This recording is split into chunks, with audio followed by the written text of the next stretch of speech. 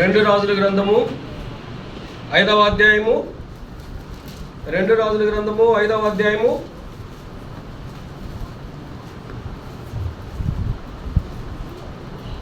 15, 17. 2 రాజుల గ్రంథము 5వ అధ్యాయము 15వ వచనము మరియు 17వ వచనాన్ని కూడా అందరం కలిసి బిగ్గరగా స్పష్టంగా చదువుకుందాం. 2 రాజుల గ్రంథము 5వ అధ్యాయము 15వ వచనమును అలాగే 17వ వచనాన్ని కూడా అందరం కలిసి చదువుకుందాం. 15. అప్పుడు అతడు తన పరివారంతో కూడా దైవజనుని దగ్గరకు తిరిగి వచ్చి అతని ముందర నిలిచి, చిత్తగించుము, ఇశ్రాయేలులో ఉన్న దేవుడు తప్ప లోకమంతటి యందును మరొక దేవుడు లేడని నేను ఎరుగుదును. ఇప్పుడు నీవు నీ దాసుడునైనా నా యొద్ద బహుమానం తీసుకొనవలసిందని అతనితో చెప్పగా, అలాగే 17 కూడా చదువుకుందాం. అప్పుడు యెహోవాకు తప్ప దహన బలినైనను మరి ఏ బలినైనను ఇతరమైన దేవతలకు నేనికను అర్పింపను. చాలు. దేవుని కృప కొరకు చిన్న ప్రార్థన చేసుకుందాం.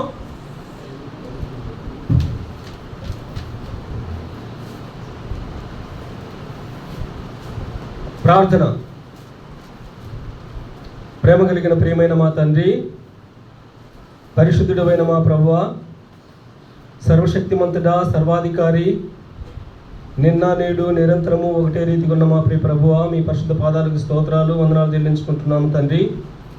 ఈ మా ప్రభు దినము మీ పాదాల చెంతకు చేరి రావడానికి మీరిచ్చిన ఆధిక్యతను బట్టి, మా పట్ల మీరు చూపిన మీ కృపను బట్టి, మీ ధన్యతను బట్టి ప్రభు మీకు కృతజ్ఞతావందనములు చెల్లించుకుంటున్నాము తండ్రి. ఇంతవరకు పాటల ద్వారా మీరు మహిమ తెచ్చుకున్నందుకై మీకు స్తోత్రములు. ప్రభు ఆరాధన కొరకైన భాగము మాకు బోధించండి. మీరే మా మంచి బోధకుడు కనుక మీ వైపు చూస్తుంటున్నాను ప్రభు, సహాయం చేయండి తండ్రి. ప్రతి ఒక్కరికి వినగలిగిన చెవి, గ్రహించగలిగిన మనస్సు ఇవ్వండి ప్రభు. నేనైతే నిష్ప్రయోజకుణ్ణి, చేతగాని వాడిని, ఇక్కడ చేరిన మీ బిడ్డలు అందరికంటే అన్ని విషయాల్లో బలహీనుణ్ణి, తక్కువ వాడిని ఒప్పుకుంటున్నాను. అయినా నా పట్ల మీరు చూపిన మీ మితిలేని కనికరమును బట్టి, మీ శాశ్వతమైన ప్రేమను బట్టి మీకు కృతజ్ఞతాస్తుతులు చెల్లించుకుంటున్నాను తండ్రి. ప్రభా, మిమ్మల్ని ఆరాధించడానికి కావలసిన వాక్య భాగమును మీరు మాకు దయచేయవలసిందిగా మీ వైపు చూస్తూ మిమ్మల్ని ప్రార్థన చేసుకుంటున్నాను. నా ప్రభా, నిష్ప్రయోజకుణ్ణి, కనికరం చూపించండి. మీ ప్రజలను ఆత్మీయంగా బలపరిచే మాటలు, మీ ప్రజలు మిమ్మల్ని ఆరాధించడానికి ప్రోత్సాహకరమైనటువంటి మాటలు మీరు దయచేయవలసిందిగా ప్రార్థన చేస్తుంటున్నాను. అవును తండ్రి, మీరు ఇస్తేనే నేను చెప్పగలను ప్రభా.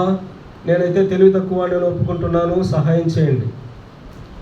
దయగలిగిన మా గొప్ప దేవా, మీకే స్తుతి వందనములు చెల్లించుకుంటున్నాను. మీరు తీసుకొచ్చిన మీ బిడ్డలందరిని బట్టి మీకు మరొకసారి కృతజ్ఞతాస్తుతులు చెల్లించుకుంటున్నాను. ఇంకా రావాల్సిన మీ ప్రజల కొరకై ప్రార్థన చేస్తుంటున్నాను, సహాయం చేయండి తండ్రి. మీరు ఇచ్చిన వాగ్దానములను మరొకసారి జ్ఞాపకం చేసుకుంటున్నాను. యోహాను 3:34 ప్రకారము మీరు పంపిన వానికి ఆత్మను కొరతగాను గ్రహించే దేవుడు కాదు కనుక మీ యొక్క సమృద్ధి అయిన ఆత్మను దయచేయండి. అలాగే లూకాసు వార్త 12:12 జ్ఞాపకం చేసుకుంటున్నాను, సహాయం చేయండి. మాట్లాడవలసింది మీరు మాట్లాడండి ప్రభా. మీ రక్త ప్రోక్షణ కిందికి వస్తుంటుండగా నన్ను బాగా కడగండి, పవిత్రపరచండి, పరిశుద్ధపరచండి, మీ పరిశుద్ధాత్మతో నింపండి. మీ కొరకు ఉపయోగపడే సాధనముగా నన్ను వాడుకోండి. నీ నోటిని బాగా తెరువుము, దాన్ని నేను నింపుదనని మీ వాగ్దానమును బట్టి మీకు కృతజ్ఞతాస్తుతులు చెల్లించుకుంటున్నాను ప్రభా. నా నోరు తెరవడానికి నేను ఇష్టపడుతుంటుండగా నా నోట మీ మాటలు ఉంచండి. మీ దయగల మాటలు, మీ శక్తి కలిగిన మాటలు మాకు అందించి మమ్మల్ని తృప్తిపరచవలసిందిగా మిమ్మల్ని ప్రార్థన చేసుకుంటున్నాను తండ్రి. ముందున్న సమయం మాకు ఆశీర్వదకరంగా ఉంచమని మిమ్మల్ని వేడుకుంటూ, సమస్త ఘనత, మహిమ, ప్రభావములు మీకే ఆరోపించుకుంటూ యేసు ప్రభువారి అతి శ్రేష్టమైన, ఉన్నతమైన, శక్తి కలిగిన, పరిశుద్ధమైన నామములో ప్రార్థన చేసి అడిగి వేడుకుంటున్నాను పరమ తండ్రి, ఆమేన్.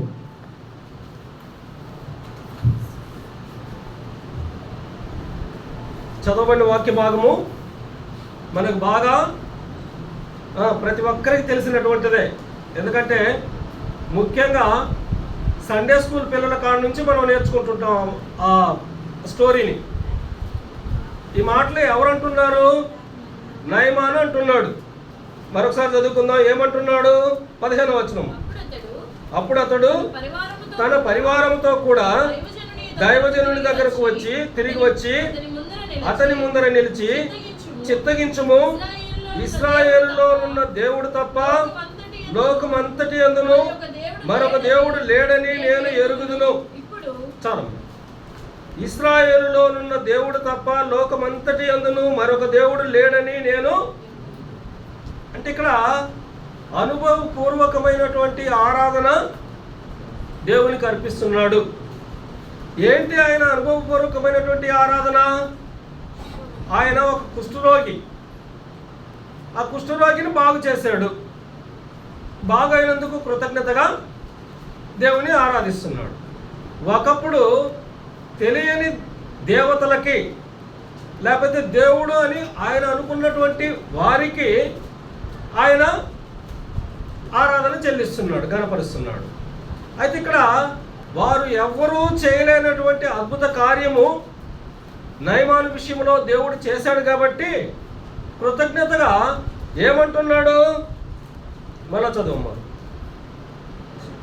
అప్పుడు అతడు తన పరివారంతో కూడా దైవజనుడి దగ్గరకు తిరిగి వచ్చి అతని ముందర నిలిచి, చిత్తగించుము.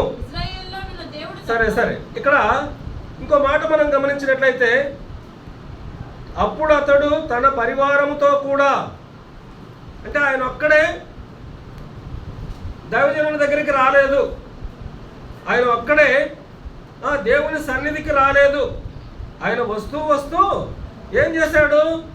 తన పరివారాన్ని తీసుకొచ్చాడు. సరే, తన పరివారం ఏదో తర్వాత మనం గుర్తు చేసుకుందాం. పెద్ద సైన్యం తీసుకొని వచ్చాడు. ఆ సైన్యం అంతటిని కూడా దేవుని సన్నిధికి తీసుకొచ్చాడు. దేవుని సన్నిధికి తీసుకొచ్చి అందరి ఎదుట ఆయన అంటున్నాడు. ఆయన చాటుగా దేవుని ఆరాధించడం లేదు. ఆయన బహిరంగంగా అందరి ఎదుట బిగ్గరగా దేవుని ఆరాధిస్తున్నాడు, అనగా దేవుని మహిమపరుస్తున్నాడు. ఏమంటున్నాడు? దైవజనుని దగ్గరికి తిరిగి వచ్చి అతని ముందర నిలిచి, చిత్తగించుము, ఇశ్రాయేలులోనున్న దేవుడు తప్ప లోకమంతటి యందును మరొక దేవుడు లేడని నేను ఎరుగుదును. ఇశ్రాయేలీల దేవుడే దేవుడు. ఆయనే అబ్రహాము దేవుడు, ఆయనే ఇస్సాకు దేవుడు, ఆయనే యాకోబు దేవుడు. ఆ దేవుణ్ణే నేను ఇప్పుడు ఎరిగి ఉన్నాను. ఇంతవరకు నేను నిజమైన దేవుడు ఎవరో నాకు తెలియదు, కానీ ఇప్పుడు నిజమైన దేవుణ్ణి నేను తెలుసుకున్నానని ఆయన ఆరాధిస్తున్నాడు. వాస్తవంగా ఆయన ఒక అన్యుడు. ఆయన సిరియా దేశంలో ఒక సైన్యాధిపతి. సరే, ఆ భాగాన్ని మళ్ళా గుర్తు చేసుకుందాం. ఇప్పుడు ఆరాధన కొరకైన తలంపులు అంటే, నయమాను దేవుని గురించి ఇశ్రాయేలులోనున్న దేవుడు తప్ప లోకమంతటి యందును మరొక దేవుడు లేడని నేను ఎరుగుదును. ఇదే మాట దానియేలు గ్రంథంలో నెబుకద్నెజరు అంటాడు. దానియేలు గ్రంథము 3వ అధ్యాయము, దానియేలు గ్రంథము 3వ అధ్యాయము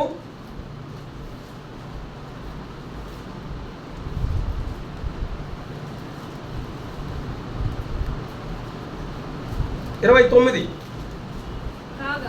కాగా నేను ఒక శాసనమును నియమించుచున్నాను, ఏదనగా ఈ విధముగా రక్షించుటకు సమర్థుడకు దేవుడు గాక మరి ఏ దేవుడును లేడు. కాగా ఏ జనులలో గాని, రాష్ట్రంలో గాని, ఏ భాష మాట్లాడు వారిలో గాని షద్రకు, మేషకు, అబేద్నెగో వారి దేవుని ఎవడు దూషించిన వాడు తుత్తునీలుగా చేయబడును. చాలు. ఇంకా ఈ సందర్భం మనకు బాగా తెలిసిందే. నెబుకద్నెజరు ఏం చేశాడు? ఒక పెద్ద విగ్రహాన్ని నిలిపాడు. ఆ విగ్రహానికి సాగిలపడమని అన్నాడు. దేవుడు ఏమని చెప్తున్నాడు? నేను తప్ప వేరొక దేవుడు మీకు ఉండకూడదు అని అంటున్నాడు. నిర్గమకాండము 20వ అధ్యాయము ఆ మాట చదువమ్మా. నిర్గమాకాండము 20వ అధ్యాయంలో మొదటి వచనం.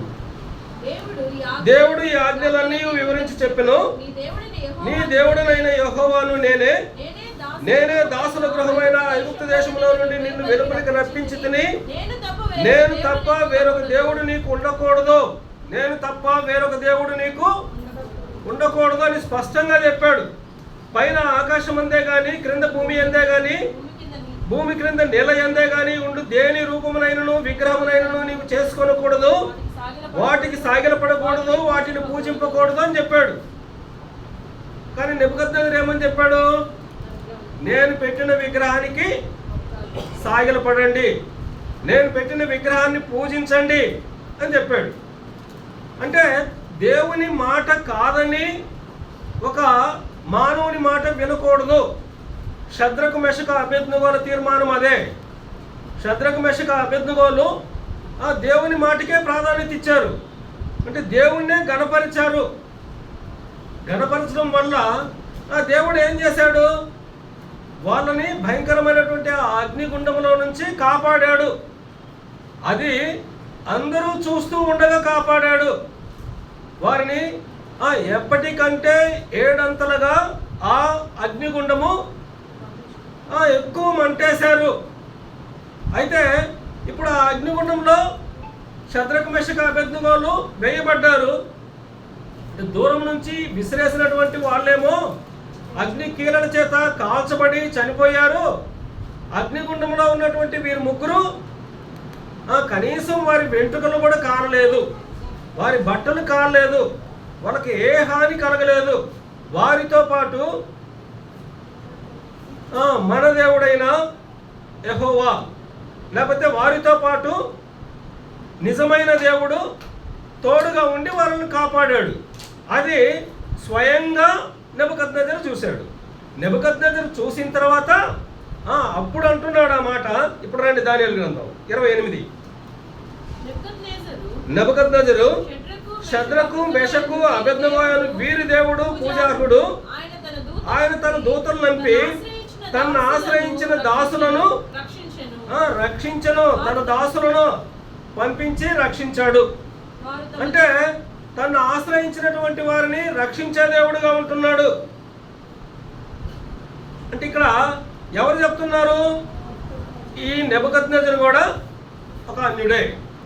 అంటే నెబుకద్నెజరు అన్యుడే, ఆయన అనుభవపూర్వకంగా తెలుసుకొని ఆయన దేవుణ్ణి ఆరాధిస్తున్నాడు. నయమాను అన్యుడే, ఆయన అనుభవపూర్వకంగా తెలుసుకొని ఆయన దేవుణ్ణి ఆరాధిస్తున్నాడు. అలాగే ఇశ్రాయేలీయులు ఐగుప్తు నుంచి విడిపించబడిన తర్వాత గొప్ప అద్భుతం జరిగింది. ఎర్ర సముద్రము దాటి వచ్చిన తర్వాత వేల్పులలో నీతో సముడెవడు, పరిశుద్ధతను బట్టి మహనీయుడవు, స్తుతి కీర్తనను బట్టి పూజ్యుడవు, అద్భుత కార్యములు చేయవాడవు నీవే అని అంటారు. అంటే ఆయన తప్ప ఇంకా వేరొక దేవుడు ఎవరు కూడా లేరు. అయితే ఇంకా దావీదు దినవృత్తాంతములు, మొదటి దినవృత్తాంతములు 17వ అధ్యాయం, మొదటి దినవృత్తాంతములు 17వ అధ్యాయము 20వ వచనం. యెహోవా మేము మా చెవులతో వినినదంతయు నిజము, నీ వంటి వాడు ఎవడునూ లేడు, నీవు తప్ప మరి ఏ దేవుడునూ లేడు. ఎవరంటున్నారు ఈ మాట? దావీదు అంటున్నాడు. అంటే దేవుని హృదయానుసారుడు అయినటువంటి దావీదు కూడా ఏమంటున్నాడు? నీవు తప్ప వేరొక దేవుడు లేడు, నీవే దేవుడవు. యెహోవా మేము మా చెవులతో వినినదంతయు నిజము. చెప్పిన మాటలన్నీ నిజమే. ఆ మాటలను బట్టి నీ వంటి దేవుడు ఇంకెవ్వరు కూడా లేడు, నీవు తప్ప మరి ఏ దేవుడు లేడని దావీదు భక్తుడు కూడా కొనియాడుతున్నాడు. అలాగే సొలొమోను కూడా, దావీదు కుమారుడైనటువంటి సొలొమోను, ఆయన కూడా అంటున్నాడు. రండి 2వ దినవృత్తాంతము 6వ అధ్యాయము 14వ వచనం. యెహోవా ఇశ్రాయేలీయుల దేవా, హృదయపూర్వకముగా నిన్ను అనుసరించు నీ భక్తులకు నిబంధనను నెరవేర్చుచు కృపను చూపుచునుండు నీ వంటి దేవుడు ఆకాశమందైనను భూమి అందైనను లేడు. సొలొమోను ఏమంటున్నాడు? మళ్ళొకసారి చదువుమ్మా. యెహోవా ఇశ్రాయేలీయుల దేవా, మా హృదయపూర్వకముగా నిన్ను అనుసరించు నీ భక్తులకు దేవుని ప్రజలకు నిబంధనను నెరవేర్చుచున్న దేవుడు. అంటే చేసిన వాగ్దానమును నెరవేర్చే దేవుడు, నిబంధనను నెరవేరుస్తున్నాడు, కృపను చూపుచునుండు దేవుడు. అంటే సొలొమోను దేవుణ్ణి ఏమని ఆరాధిస్తున్నాడు? నిబంధనను చూపించే దేవుడివి, నిబంధనను నెరవేర్చే దేవుడవు, కృపను చూపించే దేవుడవు. నీ వంటి దేవుడు ఇంకే ఒక్కరు కూడా ఈ భూమి మీద లేరు అని అంటున్నారు. ఇప్పుడు నయమాను నీ వంటి దేవుడు ఇంకెవరూ లేరని అన్నారు. అలాగే నెబుకద్నెజరు నీ వంటి దేవుడు ఎవరూ లేరని అన్నారు. అలాగే దావీదు అంటున్నాడు, సొలొమోను అంటున్నాడు, విడిపించబడినటువంటి ఇశ్రాయేలీలు కూడా అన్నారు నీ వంటి దేవుడు ఎవరు లేరని. అందుకే యెషయా గ్రంథంలో ఆయనే అంటాడు. యెషయా గ్రంథము 46వ అధ్యాయంలో, యెషయా గ్రంథము 46:9, అధ్యాయం 9వ వచనం. చాలా పూర్వమున జరిగిన వాటిని జ్ఞాపకం చేసుకొనుడి, దేవుడను నేనే, మరి ఏ దేవుడును లేడు, నేను దేవుడను, నన్ను పోలిన వాడు ఎవడునూ లేడు. ఈ స్టేట్మెంట్ ఎవరు వస్తున్నారు? దేవుడే చెప్తున్నాడు. ఏమని చెప్తున్నాడు? మళ్ళా చదువుదాం. చాలా పూర్వమున జరిగిన వాటిని జ్ఞాపకం చేసుకొనుడి. చాలా పూర్వమున అంటే గతంలో మనకు జరిగిన వాటిని మనము జ్ఞాపకం చేసుకోవాలి. జ్ఞాపకం చేసుకుంటే దేవుడు మనకి ఏ అద్భుతము చేసినాడో మన వ్యక్తిగత జీవితంలో, లేకపోతే మన వ్యక్తిగత అనుభవంలో నెబుకద్నెజరు ఆరాధించినట్లుగా, నయమాను ఆరాధించినట్లుగా, దావీదు ఆరాధించినట్లుగా, సొలొమోను ఆరాధించినట్లుగా, ఐగుప్తు నుంచి విడిపించబడినటువంటి ఇశ్రాయేలు ప్రజలు ఆరాధించినట్లుగా మనము కూడా ఆరాధించడానికి ఒక్క మాట చాలు. మన చదువుదాం. చాలా పూర్వమున జరిగిన వాటిని, మన జీవితంలో మనం దేవుణ్ణి రక్షకుడిగా అంగీకరించినప్పటి నుంచి మన యాత్రా జీవితంలో దేవుడు మనకు చేసిన మేలును మనము జ్ఞాపకం చేసుకోవాలి. జ్ఞాపకం చేసుకున్నప్పుడు అప్పుడు మనం వాళ్ళ వలె మనం కూడా చెప్పగలము, అవును ప్రభువా, నీ వంటి దేవుడు ఇంకెవరు లేరు, నీవు మాత్రమే దేవుడు అని మనం కూడా మన వ్యక్తిగత అనుభవం ద్వారా మనం ఆయనని ఆరాధించవచ్చు. దేవుడును నేనే, మరి ఏ దేవుడును లేడు, నేను దేవుడను, నన్ను పోలిన వాడు ఎవడును లేడు, ఆయనను పోలినటువంటి వారు ఎవరు కూడా లేరు. ఆ పక్కన 45వ అధ్యాయంలో ఆ పక్కనే చూడండి, 45:21 అంటే మధ్యలో నుంచి చదువుతాను. చాలా కాలం క్రిందట దాన్ని ప్రకటించిన వాడేవాడు? యెహోవానకు నేనే కదా, నేను తప్ప వేరొక దేవుడు లేడు, నేను నీతిపరుడునకు దేవుడును, రక్షించువాడును నేనే, నేను తప్ప మరి ఏ దేవుడును లేడు. మన దేవుడు మాత్రమే నీతిపరుడు, రక్షించువాడు ఆయనే. సొలొమోను అన్నట్టు నిబంధనను నెరవేర్చువాడు ఆయనే, కృపచూపువాడు ఆయనే, నేను తప్ప మరి ఏ దేవుడును లేడు. భూదిగంతముల నివాసులారా నా వైపు చూసి రక్షణ పొందుడి, దేవుడును నేనే, మరి ఏ దేవుడును లేడు. అందుకని ఆ గొప్ప దేవుణ్ణి మన వ్యక్తిగత అనుభవం ద్వారా మనం కూడా ఆరాధిద్దాం. ఇప్పుడు 2 రాజుల గ్రంథం 5వ అధ్యాయంలోనికి వచ్చి నయమాను గురించి కొన్ని తలంపులను జ్ఞాపకం చేసుకొని మనం ఆరాధనలోకి వెళ్దాం. 5వ అధ్యాయం 1వ వచనం. సిరియా రాజు సైన్యాధిపతి అయిన నయమాను అని ఒకడుండెను, అతని చేత యెహోవాయే సిరియా దేశమునకు జయము కలుగజేసి ఉండెను గనుక అతడు తన యజమానుని దృష్టికి గనుడై దయ పొందిన వాడాయను. అతడు మహాపరాక్రమశాలి అయి ఉండెను, కానీ అతడు కుష్ఠరోగి. చాలమ్మ. ఈ వచనాన్ని మనం గమనించినట్లయితే, ధ్యానించుకున్నట్లయితే, సిరియా రాజు సైన్యాధిపతి అయిన నయమాను, సిరియా రాజు, ఆ రాజు పేరు బెన్హదదు. ఆ బెన్హదదు దగ్గర సైన్యాధిపతి. అంటే సైన్యాధిపతి అంటే మంచి పొజిషన్లో ఉన్నాడు, ఆయన హోదా చాలా గొప్పది. ఇంకా ఆయనకి రాజు దగ్గర మంచి సత్సంబంధాలు ఉన్నాయి.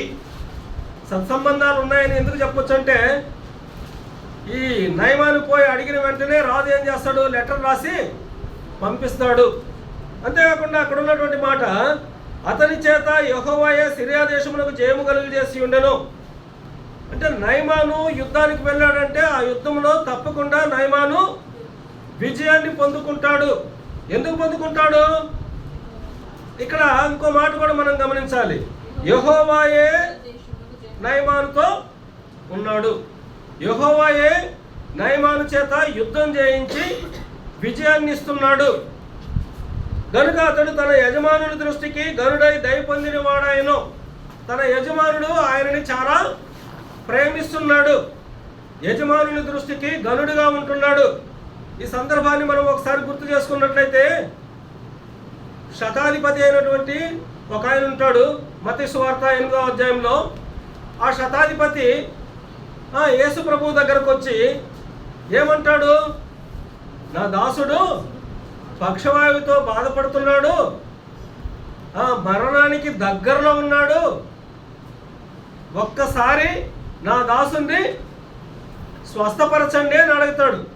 అడిగిన సందర్భంలో అంటే దాసుని విషయంలో అంత పట్టింపు కలిగి ఉన్నాడు.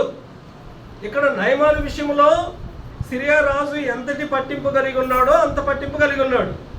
అయితే అక్కడ ఆ శతాధిపతి ఏం కోరుకుంటున్నాడు, నేను మంచోడిని కాదు, నువ్వు నా ఇంట్లోకి రావడానికి కూడా నేను ఏమాత్రం కూడా పాత్రుడిని కాను, నువ్వు ఒక్క మాట చెప్పినట్టే చాలు, నువ్వు చెబితే అది జరుగుతుంది, ఎందుకంటే నువ్వు సర్వాధికారివి, అన్నిటి మీద నీకు అధికారం ఉంది, నేను కూడా అధికారినే.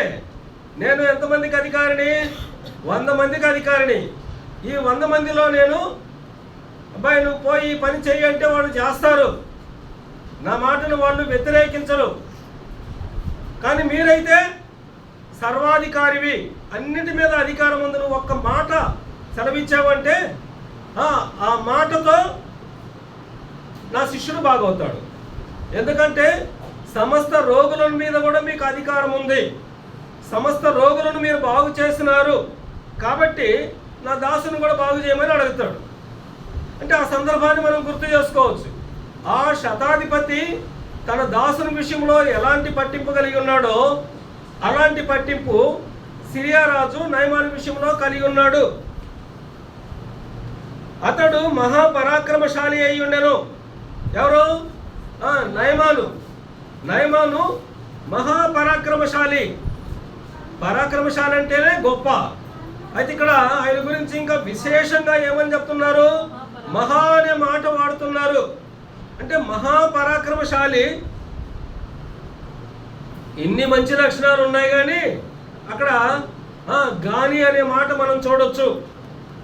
ఆ గాని అనే మాట వచ్చిందంటే చెప్పిందంతా కూడా ఒక్కసారి మొత్తం డ్యామేజ్. ఆయన గురించి చాలా మంచోడని చెప్పుకున్నాం, మహాపరాక్రమశాలి అని చెప్పుకున్నాం, దేవుడు ఆయనతో ఉండి విజయాలను ఇస్తున్నాడని చెప్పాం, ఆ రాజు ప్రేమిస్తున్నాడు అని చెప్పాం. ఇన్ని మంచి లక్షణాలు అన్నీ ఉన్నా కూడా కాని అనే మాట మనం చూడొచ్చు. ఈ కాని అనేది దైవజనులు చెప్తారు, కాని అంటే అది హాని అని, కాని అంటే ఇంకొక ఆయన అంటాడు అది గూని అని. అంటే అక్కడ ఏదో ఒక లోపం ఉంది, చెప్పిందంతా కూడా ఒక ఎత్తు అయితే కాని అనే మాట అనేసరికి అది మొత్తం పోతుంది. ఇప్పుడు ఈ సందర్భంలో మేము ఒక విషయాన్ని గుర్తు చేసుకుందాం. పేతురు ఉన్నాడు, యేసు ప్రభు నీళ్ళ మీద నడిచాడు. పేతురు కూడా ఏం చేశాడు? నేను కూడా ప్రభా నేను కూడా నీళ్ళలో నడుస్తాను నాయన, నేను నడవాలని ఉంది అని అంటాడు. సరే నడుము అని అన్నాడు, నడిచాడు. నడిచిన తర్వాత అక్కడ ఏం జరిగింది? నడిచాడు కానీ గాలిని చూసి మునిగిపోసాగా. అంటే కానీ అని అన్నప్పుడు పేతురు విషయంలో కూడా అదే మనం చూడొచ్చు. పేతురు కూడా చక్కగా నడిచాడు యేసు ప్రభు లాగా. అయితే యేసు ప్రభుకి ఆ కాని లేదు, పేతురికైతే కాని అనే మాట మనం చూడొచ్చు. కాని అని అన్నప్పుడు కానీ నడుస్తూ ఉన్నాడు, కానీ అనేసరికి ఆయన గాలిని చూశాడు, మునిగిపోసాగాడు. అంటే కాని అనే పదము మన జీవితాల్లో ఉండకూడదు అని. సరే, ఇక్కడ నయమాను విషయంలో కానీ అతడు కుష్ఠరోగి. సరే, కుష్ఠరోగి అయితే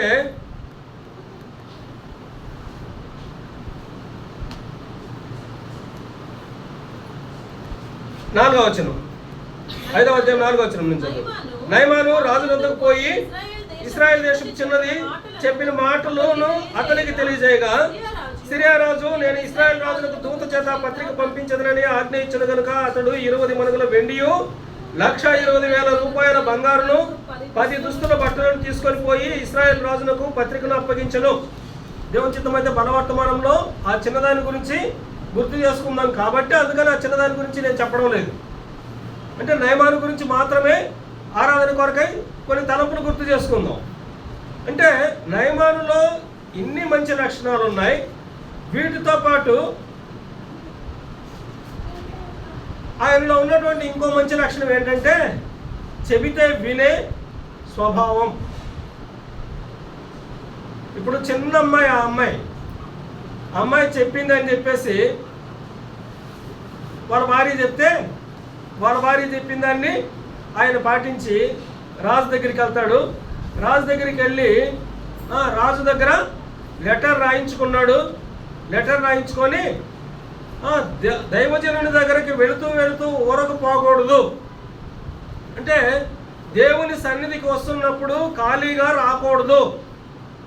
దేవుని సన్నిధికి వెళ్తున్నప్పుడు మీరు ఖాళీగా వెళ్ళండి, మీ పశువుని ఇక్కడే ఉంచండి, మీరు పోయి దేవుణ్ణి ఆరాధించుకొని రండి అని ఫరో చెప్తాడు నిర్గమాకాండంలో. అంటే దేవుని సన్నిధికి మీరేమి ఇవ్వద్దని. కానీ ఇక్కడ నయమాను ఏం చేస్తున్నాడు? దేవుని సన్నిధికి విస్తారంగా, అంటే ఆయన 20 మణుగుల వెండి 1,20,000 రూపాయల బంగారును. మనం ఒక మాట గుర్తు చేసుకోవాలి, 1,20,000 అంటే ఒక సవరే కదా అని. ఇప్పుడు సవరేమో కానీ అప్పట్లో ఎంతో విలువైనటువంటి బంగారము. వాటితో పాటు 10 జతల దుస్తులు కూడా తీసుకెళ్ళాడు. ఎందుకు? ఇవన్నీ దైవజనునికి ఇవ్వాలని తీసుకెళ్ళాడు. అంటే దైవజనునికి ఇచ్చి సంతోషంగా రావాలనుకున్నాడు. సరే, అక్కడి నుంచి వెళ్ళి ఆ లెటర్ నేరుగా తీసుకుపోయి ఇశ్రాయేలు రాజుకి ఇచ్చాడు. ఇశ్రాయేలు రాజు అంటే ఎవరంటే యెహోరాము. అంటే అది ఆయన గురించి ఎక్కడుందంటే పక్కనే 3వ అధ్యాయంలో 3వ అధ్యాయం 1వ వచనం చదువు. 3వ అధ్యాయం 1వ వచనం. ఆహాబు కుమారుడైన యెహోరాము, చాలమ్మ, ఆహాబు కుమారుడైన యెహోరాము. అంటే అప్పుడు యెహోరాము పరిపాలన చేస్తూ ఉన్నాడు. ఆయన 12 సంవత్సరాలు పరిపాలన చేశాడు. ఇంకా ఆయన యెహోవా దృష్టికి చెడుతనము చేయుట మానకుండెను. అంటే అంత మంచి రాజు కాదు, ఒక మాటలో చెప్పుకోవాలంటే. ఆ రాజుకి తీసుకుపోయి ఈ లెటర్ ఇస్తే ఆ రాజు ఏం చేశాడు? బట్టలు చించుకున్నాడు. ఈ పత్రికను చదివి వస్త్రములు చింపుకొని చంపుటకును బ్రతికించుటకును నేను దేవుడునా? ఒకనికి కలిగిన కుష్ఠరోగమును మాన్పుమని నా యొద్దకు ఇతడు పంపుట ఏమి? నాతో కలహమునకు కారణము అతడు ఎట్లు వెతుకుచున్నాడో మీరు ఆలోచించుడనెను. ఈయన ఎందుకు వచ్చాడు? నయమాను తన కుష్ఠును పోగొట్టుకోవాలని వచ్చాడు. ఆ రాజు ఏం చేస్తున్నాడు? బట్టలు దించుకొని కావాలనే నా మీదకి యుద్ధానికి వస్తున్నాడు, నా రాజ్యం మీదకి యుద్ధానికి వచ్చి మాకు నష్టం కలిగించాలని వచ్చాడు అని ఆయన ఊహించుకుంటున్నాడు. అదే సమయంలో ఆయన రాజ్యంలో దైవజనుడు ఉన్నాడు అనే సంగతి మర్చిపోయాడు. ఆ మాట ఎలీషానే అంటాడు. అక్కడ చూద్దాం, 8వ వచనం. ఇశ్రాయేలు రాజు తన వస్త్రమును చింపుకొనిన సంగతి దైవజనుడైన ఎలీషాకు వినబడినప్పుడు అతడు, నీ వస్త్రమును నీవెందుకు చింపుకొంటివి? ఇశ్రాయేలులో ప్రవక్త ఒకడున్నాడను అతనికి తెలియబడినట్లు అతని నా ఎదుకు రానిమ్ము అని రాజులకు వర్తమానం చేసెను. నువ్వెందుకు చించుకుంటావయ్యా? నేనున్నాను కదా, నా దగ్గరకు పంపించమని చెప్తాడు. సరే పంపిస్తాడు. పంపిస్తే ఆయన ఎలా వచ్చాడు? నయమాను చదవమ్మా 9. నయమాను గుర్రములతోనూ రథములతోనూ వచ్చి ఎలీషా ఇంటి ద్వారము ముందర నిలిచి ఉండగా, చాలమ్మా చాలు. నయమాను గుర్రములతోనూ రథములతోనూ వచ్చి, ఏంటి నయమాను హోదా? ఆ దేశంలో నంబర్ 2, అంటే రాజు తర్వాత అంతటోడు ఆయన. నయమాను సైన్యాధిపతి. ఆయన ఏది చెబితే అది నెరవేరాలి. అంటే ఒక అంత గొప్పవాడు ఇశ్రాయేల్ దేశం మీదకు వస్తూ ఉంటే ఆయన అక్కడే రావడంలే. ఆయన అంటే సాధారణంగా మనం ఈ లోకంలో తీసుకున్నా కూడా ఒక ఎమ్మెల్యేనో లేకపోతే ఒక మంత్రో వస్తూ ఉంటే ఒక్కడే రాడు. ఆయనకు ముందు ఎస్కార్ట్, వెనక ఎస్కార్ట్, ఇంకా చాలా హంగామా ఉంటుంది. మరి సాధారణమైనటువంటి వీరికే ఇంత ఉంటే మరి నయమానికి ఇంకెంత ఉండాలి? ఎంతో ఉంది అని మనం అర్థం చేసుకోవాలి. ఎందుకంటే అక్కడ ఏమని ఉంది? చదువమ్మా 9. గుర్రములతోనూ, అంటే ఎన్ని గుర్రాలు ఉన్నాయో మనకు తెలియదు. అంటే అక్కడ బహువచనాన్ని మనం చూడవచ్చు. గుర్రాలు ఉన్నాయి, రథాలు ఉన్నాయి. గుర్రాలతోనూ రథముతోనూ వచ్చి ఎలీషా ఇంటి ద్వారము ముందర నిలిచి ఉండగా వచ్చాడు. ఆయన ఊహించుకుంటున్నాడు, నేను ఎలీషా దగ్గరికి పోతే, అంటే అక్కడ ఆ ఇశ్రాయేల్ దేశానికి పోతే నా కుష్ఠరోగం పోద్ది, నేను బాగైపోతాను, నేను తీసుకుపోయి అన్నీ ఆ ఎలీషాకే ఇచ్చేసి వస్తాను అని అనుకున్నాడు.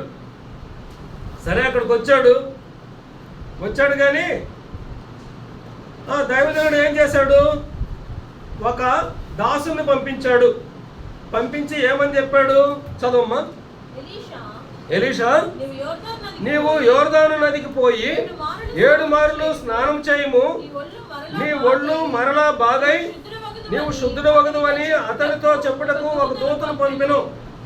అంత పెద్ద సైన్యాధిపతి వచ్చి ఆయన ఇంటి దగ్గరకు వస్తే, ఆయనకి మంది మార్భరంతో ఆయన వస్తే ఎంతో హంగామా అక్కడ సృష్టిస్తున్నారు. తన కింద ఉన్నటువంటి సైనికులందరూని తీసుకొని వచ్చాడు. తీసుకొని వస్తే ఆయన ఏదేదో ఊహించుకొని ఉండొచ్చు, కానీ ఇక్కడ ఆయన కనీసం పట్టించుకోలేదు. ఎందుకు పట్టించుకోలేదు అంటే దైవజనుడు గొప్పవాడని. అంటే ఈయన సైన్యాధిపతి కావచ్చు, ఆ దేశంలో నంబర్ 2 కావచ్చు, అయినా దైవజనుని కంటే గొప్పవాడు కాదు అని గుర్తు చేసుకోవాలి. ఇక్కడ దైవజనుడు ఒక దాసుని పంపించాడు, ఒక మాట చెప్పాడు. ఏమని చెప్పాడు? నువ్వు వెళ్ళి యోర్దాను నదిలో 7 మార్లు మునుగు అని అన్నాడు. ఇంకప్పుడు ఒక్కసారి ఆయనకి కోపం వచ్చి ఉంటుంది. నేను ఇంత ఆ మాట చెప్పేసరికి నేనే ఇక్కడికి వస్తే కనీసం ఆయన వచ్చి నా కుష్ఠరోగం దగ్గర చేయిపెట్టి వాళ్ళ దేవుడికి ప్రార్థన చేస్తే నాకు పోతైతే కనీసం నా దగ్గరికి రాలేదే, నేనంటే ఏమనుకుంటున్నాడు అని కోపం వచ్చింది. కోపం వచ్చిన తర్వాత ఇంకా అప్పుడు అంటాడు, మీ యోర్దాను నది కంటే మా దేశంలో ఉన్నటువంటి నదులు శ్రేష్టమైన నదులు, ఆ నదులలో కూడా నేను స్నానం చేసి బాగవుతానని అంటాడు. అంటే ఇక్కడ యోర్దానులో మునిగినంత మాత్రానే ఆయన బాగవుతాడని కాదు. ఆయన వచ్చినవాడు ముందర బహుశా రథం కూడా దిగలేదేమో, అంటే ఆయనలో గర్వం ఇంకా తగ్గలేదు, గర్వం పోలా. వీళ్ళందరినీ నేను చాలాసార్లు ఇశ్రాయేల్ దేశానికి వచ్చి వాళ్ళందరినీ కొట్టి చంపేసి వాళ్ళ సొమ్ముని తీసుకొని పోయినాను, వాళ్ళ ప్రజలని బానిసలుగా ఈడ్చుకొని వెళ్ళినాను, అనే గర్వము ఆయనలో తగ్గలేదు. అయితే ఆ మాట చెప్పేసరికి బాగా కోపగించుకున్నాడు. కోపగించుకున్న తర్వాత ఏం చేశాడు? వెళ్ళిపోవాలని నిర్ణయించుకున్నాడు. ఆ సందర్భంలో ఆయనతో ఉన్నటువంటి ఒక దాసుడు వచ్చి చెప్తాడు, అయ్యా ఆయన చెప్పింది చిన్న పనే కదా, ఒకవేళ పెద్ద పని చెప్తాడు, నువ్వు తీసుకొచ్చినటువంటి 20 మణుగుల వెండి నాకు చాలదు, నువ్వు పోయి 50 మణుగుల వెండి తీసుకురాపో అంటే నువ్వు తీసుకురావా? తీసుకొస్తావు, ఇంతకంటే పెద్ద పని చెప్పినా కూడా నువ్వు చేస్తావు, కానీ చిన్న పనే కదా చెప్పింది, ఏం మునగరాదా అని అన్నాడు. సరే, అప్పుడు సరే మునగదామని మునుగుతున్నాడు. అంటే ఇక్కడ 7 అనే మాట ఎందుకు వచ్చిందంటే 7 సంపూర్ణ సంఖ్యను తెలియజేస్తుంది బైబిల్లో. 1 అంటే దేవుడు ఒక్కడే అనే 1 దేవుడు ఒక్కడే అనే మాటను సూచిస్తుంది. 2 ఐక్యతను సూచిస్తుంది. 2 సహవాసాన్ని గుర్తు చేస్తుంది. 3 త్రిత్వాన్ని తెలియజేస్తుంది. తండ్రి, కుమార, పరిశుద్ధాత్మ త్రియేక దేవుడు అనే మాటను గుర్తు చేస్తుంది.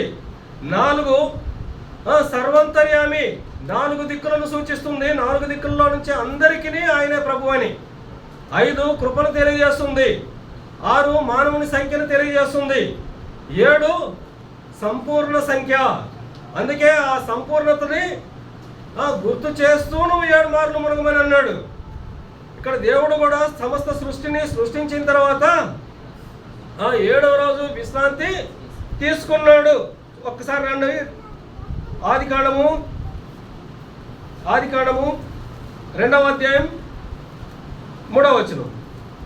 ఆదికాండం 2వ అధ్యాయం 3వ వచనం.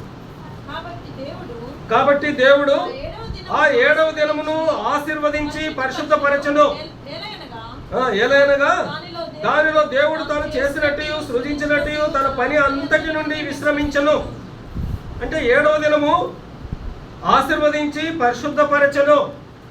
అంటే 7 ఆశీర్వాదము, పరిశుద్ధతను గుర్తు చేస్తుంది. అంటే 7 సంపూర్ణ సంఖ్య. దేవుని గ్రంథంలో కూడా 7కి చాలా ప్రాధాన్యత ఉంది. ఎందుకు 7కు ప్రాధాన్యత ఉందంటే కొన్ని విషయాలు గుర్తు చేస్తాను. ఇప్పుడు ఎలీషా శూన్యవీరాల కోసం ప్రార్థన చేస్తాడు. ప్రార్థన చేస్తే ఆమె ఎంతో వృద్ధాప్యంలో ఉంది, గొడ్రాలుగా ఉన్నది, పిల్లలు లేకుండా ఉన్నది. ఎలీషా ప్రార్థన చేశాడు. ప్రార్థన చేస్తే ఆమెకు ఒక కుమారుడు పుట్టాడు. పుట్టిన తర్వాత ఆ కుమారుడు ఏమయ్యాడు? చనిపోయాడు. చనిపోతే ఇప్పుడు మళ్ళా ఎలీషా ప్రార్థన చేశాడు. ప్రార్థన చేసినప్పుడు ఆ బాలుడు ఏమయ్యాడు? 7 సార్లు తుమ్మి లేచాడు. అంటే 7 సార్లు అనే దానికి ఇది ఒక ఉదాహరణ. ఇంకా ఏలియా కూడా, ఏలియా యెహోవాయే దేవుడని నిరూపించిన తరువాత ఆహాబుతో చెప్తాడు, వర్షం రాబోతుంది, త్వరగా నువ్వు వెళ్ళు అని. అప్పటికి వాతావరణం చాలా తేటగా ఉంది. వాతావరణం రావడానికి అంటే వర్షం రావడానికి ఎలాంటి అవకాశం కూడా కనపడటం లేదు. అయితే ఏలియా ప్రార్థన చేస్తూ తన దాసుని పైకి పోయి చూసిరాపో, మేఘాలు వస్తున్నాయని అంటాడు. అప్పుడు కూడా దాసుడు 6 సార్లు పోయి చూసి వస్తాడు. 6 సార్లు చూసి వచ్చినా మేఘం ఏం కనపడలేదు. 7వసారి చూసి వచ్చినప్పుడు చిన్న అరిచేయంత మేఘము కనపడింది. ఆ అరిచేయంత మేఘము ఎంతో విస్తారమైనటువంటి వర్షం ఇచ్చింది. అంటే అక్కడ ఏలియా విషయంలో కూడా 7ని గుర్తు చేసుకోవచ్చు. అలాగే ఇశ్రాయేలు ప్రజలు ఎరికో గోడలను కూల్చే విషయంలో ప్రతిరోజు రోజుకొకసారి దాని చుట్టూ తిరిగి దేవుని స్తుతిస్తూ ఉన్నారు. 7వ రోజు దాని చుట్టూ 7 సార్లు తిరిగి దేవుని స్తుతించారు. స్తుతించిన వెంటనే ఏమైంది? ఎరికో గోడలు కూల్చబడ్డాయి. వాటిని బాంబులు పెట్టి పగలగొట్టలేదు, గడ్డపారలతో పగలగొట్టలేదు. కేవలము దేవుడు చెప్పిన మాట విధేయత చూపించడం ద్వారా, దేవుని స్తుతించడం ద్వారా ఆ గొప్ప కార్యం జరిగింది. ఇంకా చెప్పుకోవాలంటే ప్రభువైన యేసుక్రీస్తు చివరిలో చనిపోయే ముందు ఆ శిలువ మీద పలికిన మాటలు 7 ఆ 7 మాటలు కూడా ఎంతో శ్రేష్టమైనవి. తండ్రి, వీరేమి చేయుచున్నారో వీరు ఎరుగరు గనుక వీరిని క్షమించుము. నేడు నీవు నాతో కూడా పరదైసులో ఉందువు. 3 అమ్మా ఇదిగో నీ కుమారుడు. 4 నా దేవా నా దేవా నన్ను ఎందుకు చెయ్యి విడిచితివి. 5 నేను దప్పికొనుచున్నాను. 6 సమాప్తమాయను. 7 తండ్రి నీ చేతికి నా ఆత్మను అప్పగించుకొనుచున్నాను అని ఈ విలువైనటువంటి 7 మాటలను మనము చూడొచ్చు. ఇంకా ప్రకటన గ్రంథంలో 7 సంఘాలు ఉన్నాయి.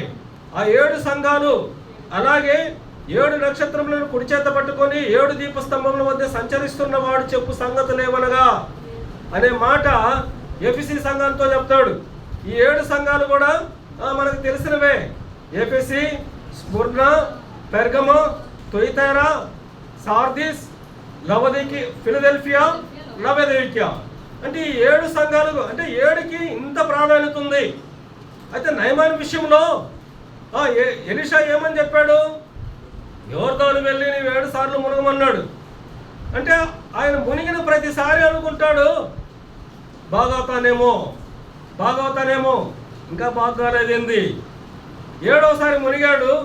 మునిగిన వెంటనే ఇప్పుడు ఏమైపోయింది? ఆయన దేహము పసిపిల్ల దేహం వలె అంటే స్వచ్ఛత అంటే స్వచ్ఛత మాట ఏమన్నా అంటే ఆ పసిపిల్లకి ఏ లోపము లేకుండా చాలా పరిశుద్ధంగా అంటే ఆ చిన్న పసి బిడ్డ ఏ విధంగా స్పష్టతగా ఉంటుందో అంతటి స్పష్టత ఆయనలో చూసుకున్నాడు. చదువమ్మా 14 చదువు. 14 చదువమ్మా. అతడు పోయి దైవజనుడు చెప్పినట్లు యోర్దాను నదిలో 7 మార్లు మునగ్గా అతని దేహము పసిపిల్ల దేహం వలనై అతడు శుద్ధుడాయను. అప్పుడు అతడు తన పరివారంతో కూడా దైవజనుడి దగ్గరకు తిరిగి వచ్చి అతని ముందర నిలిచి చిత్తగించుము. అంటే ఇక్కడ మనం ఇందాక అనుకున్నాం, అతను ఒక్కడే కాదు తన పరివారంతో వచ్చాడు. వచ్చిన తర్వాత తీసుకొచ్చినవన్నీ ఏం చేయాలనుకుంటున్నాడు? దైవజనుడికి ఇయ్యాలని అనుకుంటున్నాడు. ఒకవేళ దైవజనుడు తీసుకున్నాడా? తీసుకోవాలంటే ఏమై ఉండేది? దైవజనుడికి ఇచ్చినప్పుడు తీసుకొని కానీ ఉండుంటే నయమాను నిజమైన దేవునిలో ఉండేవాడు కాడు. ఆయనకు ఒక ఫీలింగ్ ఏర్పడి ఉండొచ్చు. నాకేమన్నా ఊరక చేసిందా? నా కుష్టు ఊరకేమన్నా తీసేశాడా? నేను 20 మనుగులు వెండి తెచ్చిచ్చిన, బంగారం తెచ్చిచ్చిన, బట్టలు తెచ్చిచ్చిన, ఇన్ని తీసుకున్నప్పుడు ఆ మాత్రం చేయలేడా? అంటే కృతజ్ఞత లేకుండా ఉండేవాడు. కానీ ఇప్పుడు ఆ దైవజనుడు ఏమీ ఆశించలేదు. విధేయత చూపిస్తాడా లేదా అని చూశాడు. సరే, విధేయత చూపించాడు, స్వస్థపరచబడ్డాడు. స్వస్థపరచబడిన తర్వాత ఇప్పుడు ఆయన ఆరాధిస్తున్నాడు. చదువమ్మా 15. అప్పుడు అతడు తన పరివారంతో కూడా దైవజనుడి దగ్గరకు తిరిగి వచ్చి అతని ముందర నిలిచి చిత్తగించుము. ఇశ్రాయేలులో ఉన్న దేవుడు తప్ప లోకమంతటెందును మరొక దేవుడు లేడని నేను ఎరుగుదును. ఇప్పుడు నీవు నీ దాసుడైన నా యొద్ద బహుమానం తీసుకోవలసిందిగా అతనితో చెప్పగా. ఇక్కడ ఈ మాట మనం గమనించినట్లయితే ఫస్ట్ ఎలీషా దగ్గరకు వచ్చినప్పుడు ఎలా వచ్చాడు? నేను సిరియా దేశ సైన్య అధిపతిని అని వచ్చాడు. నేనేంటి ఆయన దగ్గరికి పోవడం, ఆయనే నా దగ్గరికి రావాలని కోరుకున్నాడు. ఇంకా ఆయనలో ఇంకో గర్వం కూడా, ఇశ్రాయేలీల కంటే మేమే గొప్పవారిమి అని అనుకున్నాడు. ఇంకా ఆ ఇశ్రాయేల్ దేశంలో ఉండే నది కంటే మా నదులే శ్రేష్టమైనవి అని అన్నాడు. ఇప్పుడు ఏమంటున్నాడు? నీ దాసుడనైనా నా యొద్ద అని అంటున్నాడు. ఆ మాట ఆ భాగంలోనే 3 సార్లు మనం చూడొచ్చు. అంటే దైవజనుడు గొప్పవాడని ఇప్పుడు గుర్తెరిగాడు. ఇంతకుముందు ఏమనుకున్నాడు? ఆయనదేముందలే అని అనుకున్నాడు. కానీ ఇప్పుడు దైవజనుడు గొప్పవాడు, నేను దాసుడను అని ఆయన అనుకుంటున్నాడు. ఒక్కసారి కూడా కాదు ఆ మాట 3 సార్లు మనం చూడొచ్చు ఆ భాగంలో. ఇప్పుడు నీవు నీ దాసుడైన నా యొద్ద బహుమానం తీసుకొనవలసినదిగా అతనితో చెప్పగా, ఎలీషా, ఎవని సన్నిధిని నేను నిలబడి ఉన్నానో ఇశ్రాయేలు దేవుడైన ఆ యెహోవా జీవము తోడు నేనేమీ తీసుకొనని చెప్పెను. నయమాను అతనిని ఎంతో బతిమాలినను అతను ఒప్పకపోయాను. నాకొద్దు అని అంటే సరే వద్దన్నాడు కదా, తీసుకొని పోదాంలే అని అనుకోలేదు. బ్రతిమాలుతున్నాడు. అయ్యా తీసుకయ్యా, అయ్యా తీసుకయ్యా, నువ్వు తీసుకుంటే నాకు తృప్తి, నువ్వు తీసుకుంటే మాకు సంతోషం, తీసుకో అని బతిమలాడుతున్నాడు.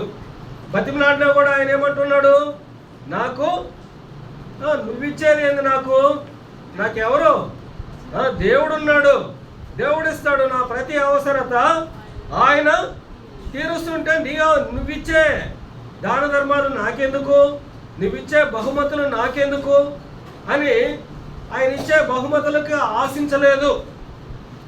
తర్వాత ఇంకా 17 కదమ్మా. అప్పుడు యెహోవాకు తప్ప దహన బలినైనను మరి ఏ బలినైనను ఇతరమైన దేవతలకు నేనిక అర్పింపను. ఎప్పుడు అన్నాడు ఆ మాట? ఆయన తీసుకొచ్చిన ఆ బహుమతులు ఆయన తీసుకోలేదు కాబట్టి అప్పుడు ఆయన ఆలోచించుంటాడు, అవును వీళ్ళ దేవుడే నిజమైన దేవుడని. ఈ మాట మన సహవాసంలో కూడా చాలామంది రక్షణలోనికి రావడానికి ఉపయోగపడింది. భక్త్ సింగ్ గారు ఏమంటారు, కానుకలు వేసే విషయంలో మిగతా వాళ్ళైతే కానుకలు వేయండి అని అందరినీ అడుగుతారు. అది ఏ రోజైనా మీటింగ్ పెట్టిందంటే కానుకలు అడుగుతారు. కానీ మన సహవాసంలో ఒక మాట అంటారు, ఎవరైతే రక్షించబడి దేవుణ్ణి అంగీకరించినటువంటి వాళ్ళు మాత్రమే కానుకలు ఇవ్వండి అని అంటాడు.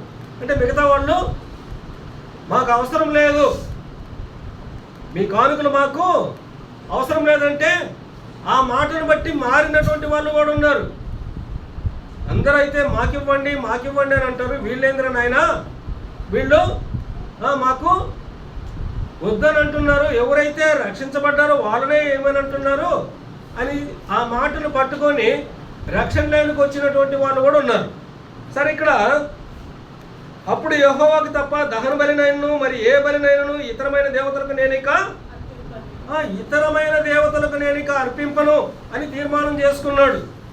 అంటే ఎందుకు?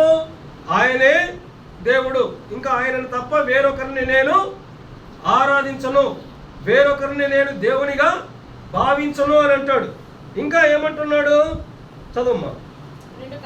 2 కంచరగాడిదలు మోయపాటి మన్ను నీ దాసుడినైనా నాకు ఇప్పించకూడదా? ఈ మాట అంటే మనకు చాలా ఆశ్చర్యం వేస్తుంది. నాకేమన్నాడు, నదిని చూపించినప్పుడు నువ్వు పోయి యోర్దానులో మునుగంటే ఏమన్నాడు, నీ నదే మనకు అది గొప్పదే, మా నదులు ఉన్నాయి, మా నదులు శ్రేష్టమైన అన్నవాడు ఇప్పుడు ఏమంటున్నాడు, మీ మట్టి ఇవ్వండి అంటున్నాడు. అంటే ఎంత తగ్గించుకున్నాడో. అంటే ఇశ్రాయేలు దేశపు మట్టి లేకపోతే ఇశ్రాయేలు దేశపు దేవుడు గొప్ప దేవుడు, ఇశ్రాయేలు దేవుడే దేవుడు, ఆ రాజ్యంలో ఉన్నా నాకు చాలు. అయితే నేను వృత్తిరీత్యా ఈ రాజ్యంలో నేను ఉండలేను. ఎక్కడ ఉండాలి నేను? సిరియా దేశంలో ఉండాలి. మరి ఇక్కడ కనీసం ఈ దేశపు మట్టినైనా నాతోటి తీసుకుపోతే ఇశ్రాయేలు దేవుడు నాతో ఉన్నాడని నేను ఫీల్ అవుతాను. అంటే నేను ఇశ్రాయేలు దేవుడు అంటే ఆ మట్టి ఉన్నా చాలు నాకు అని అంటాడు. అంటే ఇంతకు ముందేమో గర్వంతో ఉన్నప్పుడు మీ ఏమైనా గొప్ప నదులా, మీ ఏ మంచి నదులా అని అన్నవాడు మీ మట్టి ఇప్పిస్తే చాలు అని ఆ మట్టి తీసుకోవడానికి కూడా బతిమాలుతున్నాడు. మనుని దాసులైన నాకు ఇప్పించకూడదా? నా యజమానుడు మ్రొకుటకు రిమ్మోను గుడిలో వచ్చి నా చేతి మీద ఆనుకొనున్నప్పుడు నేను రిమ్మోను గుడిలో నమస్కారం చేసిన రిమ్మోను గుడిలో నేను నమస్కారం చేసిన సంగతిని గూర్చి యెహోవా నీ దాసుడినైన నన్ను క్షమించునుగాకని నయమానుతో చెప్పగా. సరే, అంటే నయమాను దేవుణ్ణి ఎరిగాడు. దేవుణ్ణి ఎరిగిన తర్వాత స్వస్థత పొందుకున్నాడు. ఇప్పుడు తిరిగి మళ్ళా ఎక్కడికి వెళ్తాడు? సిరియా దేశానికి వెళ్తాడు. సిరియా దేశానికి వెళ్ళినప్పుడు ఆ సిరియా రాజుకి ఈయన ఏం చేయాలి? సైన్యాధిపతిగా ఉండాలి. అంటే ఆయనకి అంటే ఆయన గుడికి పోవాలని అనుకుంటే ఆయన దేవుణ్ణి ఎరగలేదు. ఇంకా ఎవరు? సిరియా రాజు దేవుణ్ణి ఎరగలేదు. అయితే ఆయన ఏమనుకుంటున్నాడు? రిమ్మోనే మా దేవత అని అనుకుంటున్నాడు. ఆయన వాళ్ళ గుడికి పోతున్నాడు. అంటే రాజు పోతున్నాడు కాబట్టి ఇప్పుడు నేనేం చేయాలి? ఆయనతోటి వెళ్ళాలి. అది వృత్తిరీత్యా నేను వెళుతున్నాను అంటే ఆయన ఆ మాట మరొకసారి చదువుదాం. నా యజమానుడు మ్రొక్కుటకు రిమ్మోను గుడిలో చొచ్చి నా చేతి మీద ఆనుకొనున్నప్పుడు నేను రిమ్మోను గుడిలో నమస్కారం చేసిన ఎడలా రిమ్మోను గుడిలో నేను నమస్కారం చేసిన సంగతిని గురించి యెహోవా నీ దాసుడైన నన్ను ఒకవేళ అంటే వృత్తిరీత్యా ఆ విధంగా చేస్తానేమో కానీ హృదయపూర్వకంగా అయితే నేను చెయ్యను. హృదయపూర్వకంగా నేను ఇశ్రాయేలులోనున్న దేవుడు తప్ప లోకమంతటి యందును మరొక దేవుడు లేడని తీర్మానించుకున్నాడు. ఆ దేవుణ్ణి ఆరాధించాడు. అందువల్ల నయమాను గురించి మనం గుర్తు చేసుకుంటూ వచ్చాం. నయమాను దేవుణ్ణి ఆరాధించాడు. వ్యక్తిగతంగా ఆయన అనుభవపూర్వకంగా ఆయన పొందిన మేలును బట్టి ఆయన ఆరాధించాడు. అలాగే నెబుకద్నెజరు ఆయన చూసిన దానిని బట్టి ఆయన ఆరాధించాడు. దావీదు అనుభవపూర్వకంగానే ఆరాధించాడు. సొలొమోను ఆయన అనుభవపూర్వకంగానే ఆరాధించాడు. మన విషయంలో కూడా పూర్వం జరిగిన సంగతులను జ్ఞాపకం చేసుకోమనే మాట మనం గుర్తు చేసుకున్నాం. అంటే వ్యక్తిగతంగా మన జీవితంలో మన ప్రభువు మనకేం చేశాడో వాటిని జ్ఞాపకం చేసుకొని నయమాను ఎలా ఆరాధించి దేవుణ్ణి గణపరిచాడో ఆ రీతిగా మనం కూడా మన ప్రభువుని ఆరాధించి గణపరుద్దాం. ఇకపోతే నయమానికి కేవలము కుష్ఠరోగం మాత్రమే పోయింది. కుష్ఠరోగం పోయింది, ఆయన ఆరాధించాడు. మరి మనకు కూడా పాపమనే కుష్ఠు ఉంది. అయితే పాపమనే కుష్ఠు మనకుంటే ఆ పాపమనే కుష్ఠు నుంచి మనము కూడా విడిపించబడ్డాం. ఇప్పుడు నయమాను కేవలము యోర్దాను నదిలో 7 మార్లు మునిగాడు, స్వస్థత పొందుకున్నాడు, ఆయన కుష్ఠు పోయింది. మనకున్న రోగము పాపరోగము. మన పాపరోగం పోవాలంటే మనం యోర్దాను నదిలో మునిగితే పోదు. మనం ఎక్కడ మునిగాము? ప్రభువైన యేసు రక్తములో మునిగాము. ప్రభువైన యేసు రక్తము, ఆ శిలువ మీద కార్చిన రక్తములో మన ప్రతి పాపము కడగబడింది. యేసు రక్తములో మనం విమోచించబడ్డాము. అంటే యేసు రక్తము మన కోసమే మన పాపాలన్నిటికీ ప్రాయశ్చిత్తం చెల్లించింది. అదే సమయంలో యేసు రక్తము దేవునితో సమాధానపరిచింది. యేసు రక్తము ద్వారా మన పాపాలు పూర్తిగా నయమాను కుష్ఠు ఏ విధంగా పోయిందో అలాగే మన పాపాలు కూడా మన నుంచి పోయినాయి. అందుకు నయమాను ఆరాధించినట్లుగా మనము కూడా అవును ప్రభువా, నయమాను కంటే కూడా మన విషయంలో ఎక్కువ శ్రద్ధ తీసుకున్నాడు. నయమాను కేవలము నీళ్ళల్లో మాత్రమే మునిగాడు. కానీ మనము యేసు రక్తము, ప్రభువైన యేసు క్రీస్తు చివరి రక్త బొట్టు వరకు నీకోసం నా కోసం ఆ కలువరి శిలువలో కార్చినాడు, మరణించినాడు, సమాధి చేయబడి తిరిగి లేచాడు. ఆ విషయాన్ని మనం గుర్తు చేసుకొని మన ప్రభువును మనము ఆరాధిద్దాం. ఇంకో మాట మనం గుర్తు చేసుకుందాం ఈ సమయంలో. ఇప్పుడు నయమాను యజమానుడు అంటే నయమాను రాజు ఏం చేశాడు? నయమానికి కేవలము ఉత్తరం మాత్రమే రాశాడు. అంతకంటే ఏమైనా చేశాడా? అంతకంటే ఏం చేయలేదు. కానీ మన యజమానుడు అయినటువంటి ప్రభువైన యేసుక్రీస్తు ఏం చేశాడు? ఆయన తెల్ల పేపర్ మీద ఇంకుతో రాశాడేమో. మరి మన జీవితంలో మన కోసం మన యజమానుడు ప్రభువైన యేసుక్రీస్తు ప్రాణం పెట్టాడు, రక్తం కార్చినాడు, దానికి కృతజ్ఞతగా నయమాను కంటే ఎక్కువ కృతజ్ఞత మనం చెల్లించేవారిగా ఉందాం. ఈ సమయంలో ఒక చిన్న పాట పాడుకుందాం అన్నారంటే